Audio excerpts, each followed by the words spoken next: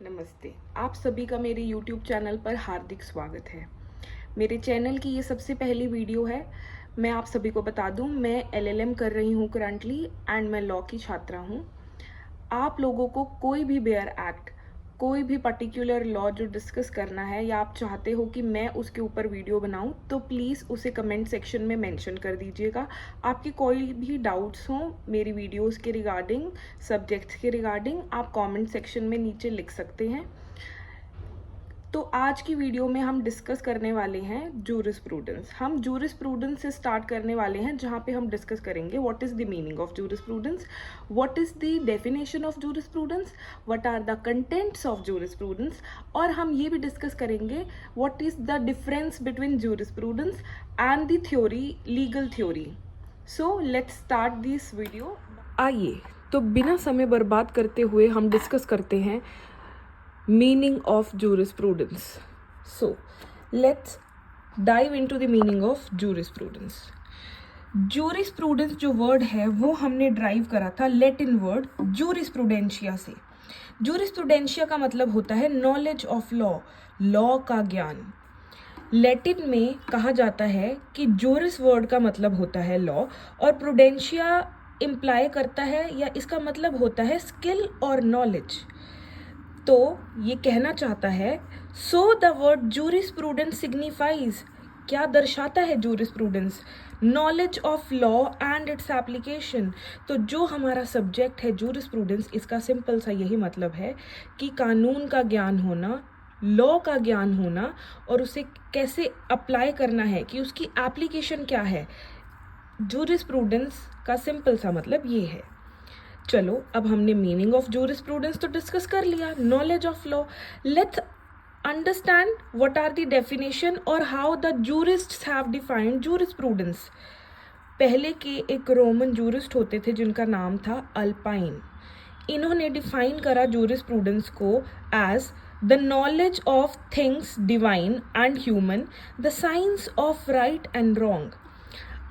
अगर आप सिंपल भाषा में इसको याद रखना चाहते हैं कि अल्पाइन ने जूरिस्प्रूडेंस को कैसे डिफाइन करा। कानून आपको भी पता है किस लिए है। कानून सही और गलत का भेदभाव करने के लिए है। कानून इसलिए बनाया गया है ताकि ह्यूमंस को उनकी राइट मिल सके। सिंपल सी बात है, इसीलिए लॉ बना हुआ है। तो अगर हम लॉ की पढ़ाई कर रहे हैं तो हम इसी में यही तो पढ़ेंगे कि क्या सही और क्या गलत है, क्या चीज़ें डिवाइन है और क्या चीज़ें ह्यूमन है। तो अल्पाइन ने सिंपली जूरिस्प्रूडेंस को डिफाइन करा। इन्होंने बोला the knowledge of things divine and human, उन चीज़ों, उन थिंग्स की नॉलेज ऑफ थिंग्स जो कि भगवान ने बनाई हैं, भगवान से जुड़ी हुई हैं, डिवाइन है। जैसे कि डिवाइन में आता है justice, equity, good conscience, basically principles of natural justice आते हैं इसमें, अच्छी चीज़ें, वो चीज़ें जो सही हैं। Knowledge of things which are divine and human, human से रिलेटेड है। And it says the science of right and wrong, गलत और सही की science. So let's further understand. और भी हमें जूरिस्ट्स ने डेफिनेशन दी है। तो उसके बाद कीटन ने डिफाइन करा जूरिस्प्रूडेंस को। उन्होंने कैसे डिफाइन करा जूरिस्प्रूडेंस को? वो कहते हैं jurisprudence is the study and systematic arrangement of the general principles of law. Keaton का ये मानना है कि जूरिस्प्रूडेंस जो है वो एक स्टडी है। लेकिन स्टडी किस चीज़ की है? ये कहता है स्टडी है जनरल प्रिंसिपल्स ऑफ लॉ की, कि जनरल प्रिंसिपल्स क्या हैं कानून के, उनको सिस्टमैटिकली कैसे अरेंज करा जाता है। तो jurisprudence is the study and systematically arrange करना, arrangement of general principles of law. Keeton ऐसे डिफाइन करते हैं जूरिस्प्रूडेंस को। फिर जॉन ऑस्टिन ने डिफाइन करा जूरिस्प्रूडेंस को। जॉन ऑस्टिन क्या कहते हैं? जॉन ऑस्टिन कहते हैं jurisprudence is the philosophy of positive law. इन्होंने बहुत कम शब्दों में इसको डिफाइन कर दिया।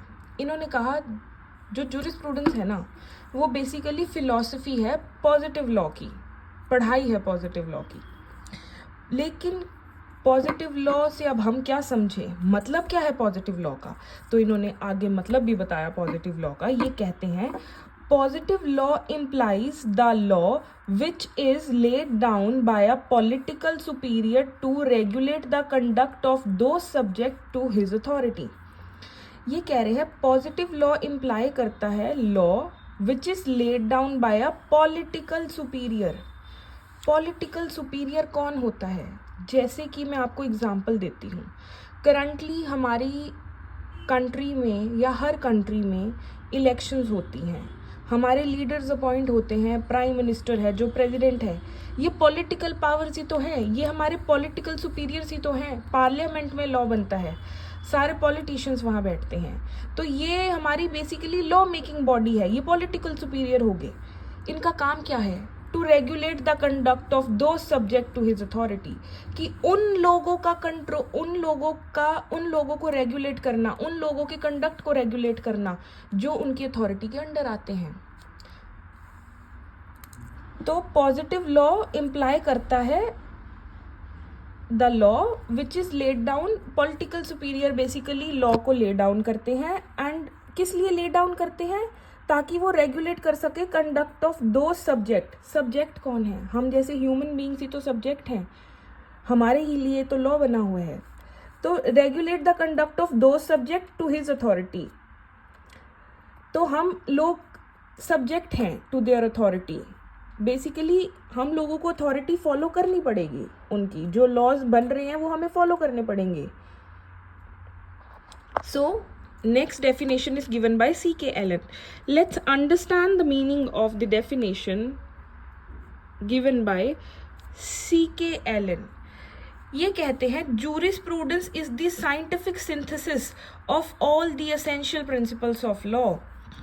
अब देखिए C.K. Allen और कीटन की जो jurisprudence की definition है वो almost सेम है, और मैंने बहुत इसको शॉर्टकट में लिखने की कोशिश करी है ताकि आपको एग्ज़ाम्स में हेल्प मिल सके और आपको ज़्यादा ना पढ़ना पड़े और आप अच्छे से समझ भी जाएं और आप इसको बेसिकली आराम से याद करके अपने पेपर में लिख के आ सके। और अगर आपको मेरी बनाई हुई वीडियो में स्टिल कुछ नहीं समझ आता, प्लीज़ आप मुझे बताइएगा, मैं उसको दोबारा डिटेल में अगली वीडियो में या किसी यूट्यूब शॉर्ट में एक्सप्लेन करने की कोशिश करूँगी, ठीक है। तो C.K. एलन जी कहते हैं जो जुरिस्प्रूडेंस है वो है एक साइंटिफिक सिंथेसिस है, लेकिन किस चीज़ का? Of all the essential principles of law.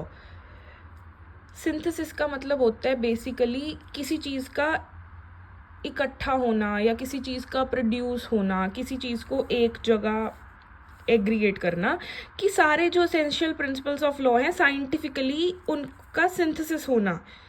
इसमें भी यही चीज़ थी कि सिस्टमैटिकली अरेंज करना, ठीक है। Now let's jump to the definition which was given by John Salmond. John Salmond ने क्या बोला, कैसे डिफाइन करा जूरिस्प्रूडेंस को? इन्होंने कहा the science of the first principles of the civil law. जो जूरिस्प्रूडेंस है इन्होंने बोला जो वो क्या है? साइंस है of the first principles of the civil law. Civil law की बेसिकली फर्स्ट प्रिंसिपल्स की। सो फर्दर साल्मंड ने इसको क्लासीफाई भी करा जूरिस्प्रूडेंस को अंडर फॉलोइंग 3 हेड्स। 3 चीज़ों के अंडर इसने इसको डिफाइन करा। अगर आपको इसका थोड़ा और डिटेल्ड मतलब समझना है तो मैं आपको इसका मतलब अपनी बुक से बता देती हूँ जिससे मैंने नोट्स बनाए हैं। Let me tell you. इसमें बेसिकली जॉन साल्मंड कहते हैं जो जूरिस्प्रूडेंस है it is the science of first law of civil law. He opined that jurisprudence deals with particular branch of law. Basically John Salmond के कहने का मतलब है कि जो जूरिस्प्रूडेंस है ना वो एक पर्टिकुलर ब्रांच ऑफ लॉ से डील करती है, एक स्पेसिफिक ब्रांच ऑफ लॉ से, जिसका मतलब क्या है? या तो सिविल लॉ या फिर लॉ ऑफ द स्टेट भी बोलते हैं। तो आप अपनी एग्ज़ाम्स में the science of first principles of civil law भी लिख के आ सकते हो। अगर आपको ज़्यादा डिफाइन करना है तो आगे आप इसका मतलब भी लिख सकते हो। ऐसा जूरिस्प्रूडेंस जो डील कर रहा है पर्टिकुलर ब्रांच ऑफ लॉ से, वो पर्टिकुलर ब्रांच ऑफ लॉ क्या है? सिविल लॉ या फिर law of the state. So further he classified it jurisprudence under the following 3 heads. 3 heads क्या है? एक्सपोजिटरी और systematic jurisprudence, legal history, legislation.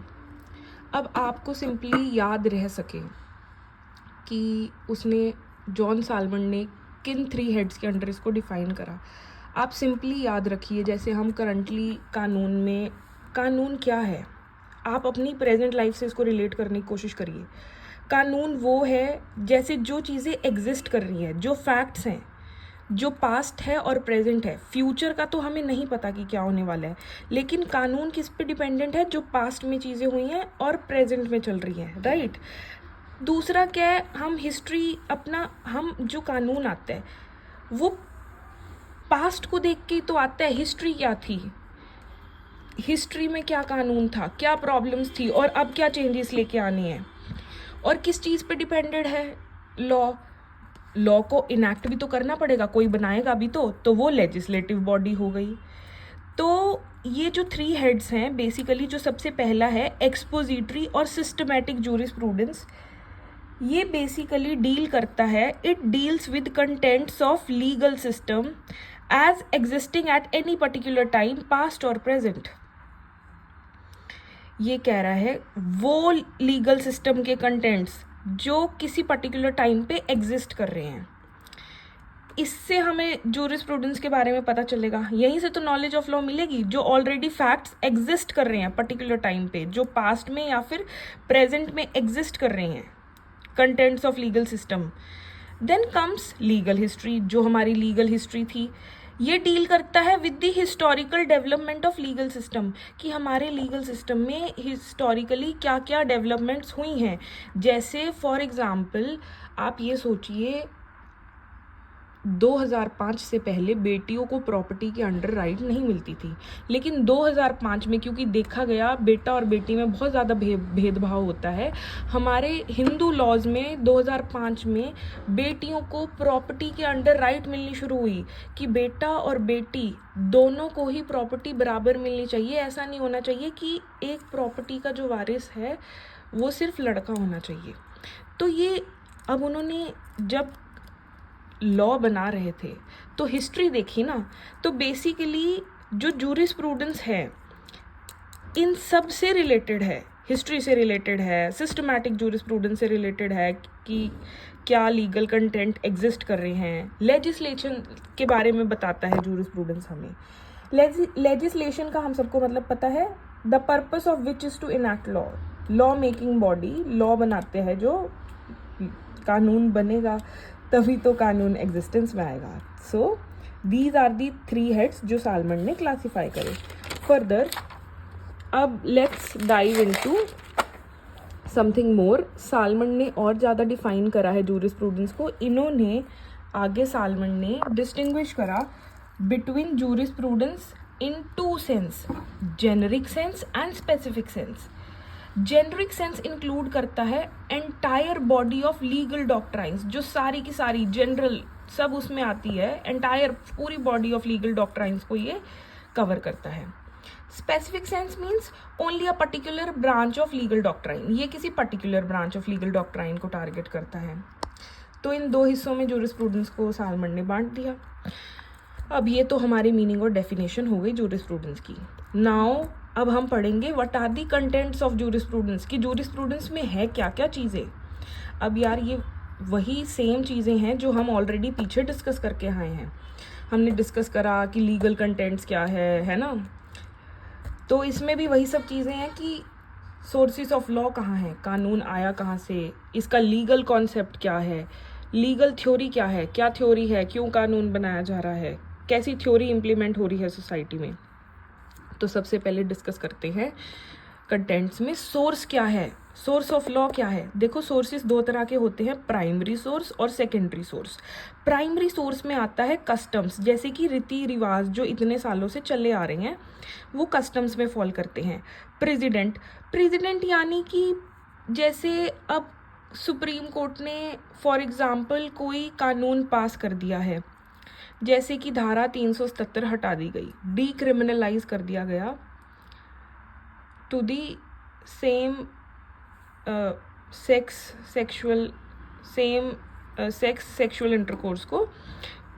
सो अब क्या हुआ, ये प्रेसिडेंट सेट हो गया, मतलब कि एक एग्जाम्पल सेट हो गया। एग्जाम्पल को बोलते हैं प्रेसिडेंट बेसिकली, कि एक एग्जाम्पल सेट हो गया है। अब क्या होता है जब कोर्ट में केसेस जाते हैं तो आप अपने केस को प्रूव करने के लिए अपनी आर्ग्यूमेंट्स में प्रेसिडेंट साइट्स करते हो, मतलब कि दूसरे केसेस के एग्जाम्पल साइट करते हो कि जज साहब देखिए कि पुराने केस में ये जजमेंट आई थी from the particular supreme court और हाई कोर्ट, तो आप हमें हमारे मतलब इस प्रेसिडेंट साइट करना बेसिकली जो ऑलरेडी कोई लॉ पास हो चुका है या कोई जजमेंट दी गई है उसको एज अ एग्जाम्पल साइट करना। तो हमारा जो सोर्स ऑफ लॉ है वो किन चीज़ों पे बेस्ड होता है, ये कह रहा है कि कस्टम्स पे बेस्ड है, जो ऑलरेडी लॉज पास हो चुके हैं या कोई जजमेंट्स दी गई है, या कोई एग्जाम्पल प्रेसिडेंट्स पे बेस्ड है, लेजिस्लेशन पे बेस्ड है कि जो लॉ बन रहा है। ये तो प्राइमरी सोर्स हो गए। सेकेंडरी सोर्स में आता है justice, equity, good conscience, professional opinions, जो जैसे लॉ के जो प्रोफेशनल्स हो गए उनके ओपिनियन सेकेंडरी सोर्सेज में आएंगे। राइटिंग्स ऑफ जूरिस्ट्स हो गई, जूरिस्ट ने जो राइटिंग्स करी हैं वो सोर्सेज ऑफ लॉ में आती है। Then comes the second thing as a content of jurisprudence is legal concept. Concept क्या है इसका? Legal concept, and it is basically dealing with analysis of various legal concepts like यार जो कानून है, कानून बेसिकली बनाया किस लिए गया है? ताकि आपको आपकी राइट्स मिल सके, आपके साथ अन्याय ना हो, इनजस्टिस ना हो। लेकिन क्या कानून केवल आपकी राइट्स को प्रोटेक्ट करता है? क्या कानून हमें हमारी ड्यूटीज़ के बारे में नहीं बताता? क्या कानून हमें नहीं बताता कि अगर हम कुछ गलत कर दे तो हमारी क्या लायबिलिटी है? ऑब्वियसली बताता है। तो बेसिकली ये लीगल कॉन्सेप्ट ही तो है कि लॉ का कॉन्सेप्ट क्या है, क्यों आया, क्या एनालिसिस करते हैं। तो हम इसमें बेसिकली कॉन्सेप्ट्स को, जिन कॉन्सेप्ट्स को एनालाइज करते हैं लीगल कॉन्सेप्ट्स में, दे आर राइट्स, क्या ड्यूटीज़ हैं, प्रॉपर्टी को, ओनरशिप को, पोजेशन को, लायबिलिटी को, ऑब्लिगेशन क्या है एक इंसान की, लीगल पर्सनैलिटी क्या है। Study of these concepts give better understanding of law and legal system. इन सबको पढ़ना ज़रूरी है to understand the meaning of jurisprudence, क्योंकि it gives us a better understanding of legal system. Then the third thing is legal theory. Legal theory क्या है? It deals with law as it exists and functions in the society and methods by which it is made and enforced. Legal theory basically की theory क्या है? कानून को क्यों बनाया जा रहा है, किस लिए बनाया जा रहा है, और जब उसे हम सोसाइटी में इम्प्लीमेंट कर रहे हैं तो वो कैसे फंक्शन कर रहा है, क्या इफेक्ट पड़ रहा है उसका सोसाइटी पे, how is the society getting influence by the law. This is the legal theory. तो basically legal theory is something which is dealing with law as it exists and it is dealing with the functions in the society. फिर ये deal कर रहा है with the method by which it is made and enforced. Then further it says it correlate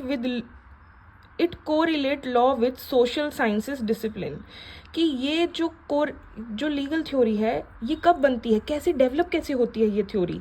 society के basis पे होती है, क्योंकि ह्यूमंस के लिए तो बन रही है, सोसाइटी के लिए तो बन रही है, तो सोसाइटी से ही तो कोरिलेट करके चलेगी, सोसाइटी से अलग तो चलेगी नहीं। तो इट कोरिलेट विद दी जो सोशल साइंस डिसिप्लिन है, बेसिक डिसिप्लिन है, उनके ऊपर बेस्ड होती है हमारी legal theories.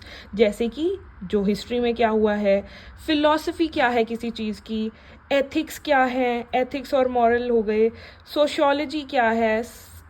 Sociology is basically study of the society, कि सोसाइटी की डिमांड क्या है। जैसे पहले डाइवोर्स नहीं था, फिर डाइवोर्स को इनकलकेट करा गया कानून में, क्योंकि उसकी नीड फेल्ट हुई ना, क्योंकि उसको सोशियोलॉजिकली ये थ्योरी डेवलप हुई कि औरतों पे क्रूएलिटी हो रही है तो उनको राइट मिलनी चाहिए, ट्रिपल तलाक आया। ये सब क्या है? ये लीगल थ्योरी से ही तो इवॉल्व हो रहा है कानून। Politics. So these are the legal theories, these are the contents of jurisprudence. Let's jump to the differentiation और distinction between jurisprudence and legal theory. अक्सर ऐसा होता है कि जूरिस्प्रूडेंस और लीगल थ्योरी को इंटरचेंजेबली यूज़ करा जाता है। मतलब कि लोग सोचते हैं कि जूरिस्प्रूडेंस और लीगल थ्योरी एक ही चीज़ है, बट इन दोनों में फ़र्क है। इनमें जो डिफरेंस है हमने उसको डिस्कस करा है इसमें। Let's dive into this. जो हमारा जूरिस्प्रूडेंस है इसको हमने डिराइव करा है रोमन टर्म्स जूरिस्प्रूडेंशिया से। अब आप प्लीज़ कंफ्यूज मत होइएगा, पीछे मैंने लैटिन टर्म लिखा हुआ था, यहाँ मैंने रोमन टर्म लिखा है, ये दोनों ही सही है, ठीक है। तो it says it has been derived from the Roman term jurisprudentia, जो हमने डिस्कस कर लिया था, जिसका मतलब है knowledge of law. Legal theory जो है it was coined in 1945 by a American jurist named, America के एक जूरिस्ट ने लीगल थ्योरी को कॉइन करा था, वॉल्फगैंग फ्राइडमैन, ये इनका नाम है। तो जो जूरिस्प्रूडेंस है वो एंशिएंट ओरिजिन है, बहुत टाइम से चलता आ रहा है। कंपैरेटिवली लीगल थ्योरी जो है वो रीसेंट ओरिजिन है, अभी अभी पिक्चर में आई है। Then it covers a much wider field of study as compare to legal theory. जो हमारा जूरिस्प्रूडेंस है वो एक वाइडर इन स्कोप है, वाइडर फील्ड कवर करता है लीगल थ्योरी से ज़्यादा। और जो लीगल थ्योरी है ना, it is a part of jurisprudence, ये इसी का एक छोटा सा पार्ट है legal theory. So it is not as wide as jurisprudence in nature, ठीक है। Then it says it involves the study of sources of law. Jurisprudence में हम सोर्सेज ऑफ लॉ को स्टडी करते हैं, लाइक हम डिस्कस कर चुके हैं custom, precedent, legislation. Also we study legal concepts like property, possession, ownership, legal personality etcetera.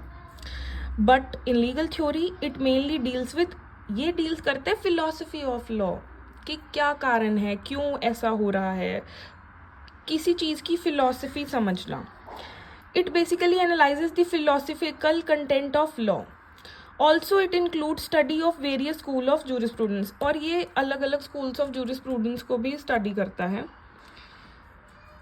I hope आपको ये समझ आ गया होगा, लेकिन स्टिल अगर आपको कोई डाउट होता है तो प्लीज़ आप मुझे बताइएगा, मैं और इन डेप्थ स्टडी करूँगी। मैं एक बुक के अलावा किसी और पर्टिकुलर बुक से नोट्स लेके आऊँगी। अगर आपको इससे ज़्यादा नोट्स चाहिए तो आप कमेंट सेक्शन में बता सकते हैं। Please like, subscribe to my channel and please comment as well. Thank you.